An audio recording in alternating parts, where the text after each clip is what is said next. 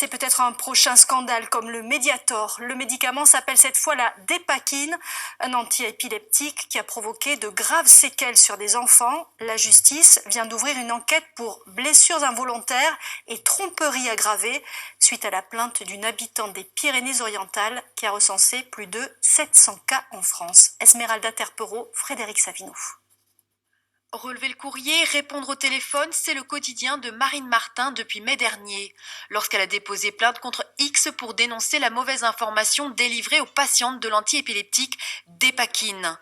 Aujourd'hui encore, elle constate la prescription du médicament alors qu'elle se charge de recenser les victimes. Les moindres doutes, il fallait interrompre la grossesse.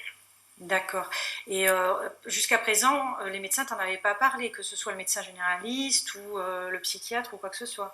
J'avais lu la notice, donc je savais qu'il y avait des risques de malformation.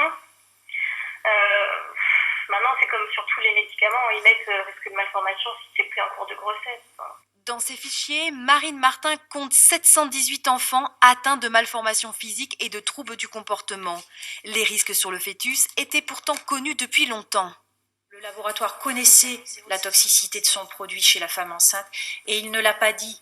L'État le connaissait aussi également en 89 puisque le ministère de la Santé a dit que la dépamide, qui est le cousin de la dépakine, ne devait pas être prescrit chez la femme enceinte. Il faut attendre 2015 pour qu'on installe un protocole de soins extrêmement restrictif.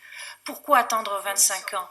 Le parquet de Paris a ouvert le mois dernier une enquête sur les conditions d'autorisation de la dépakine, une manière de déterminer la responsabilité des laboratoires et des instances sanitaires. Il est temps que les gens prennent leurs responsabilités et assument les conséquences, y compris financières, de ce que ça a engendré, de tous ces enfants handicapés ou décédés. Marine Martin a déjà remporté une première bataille.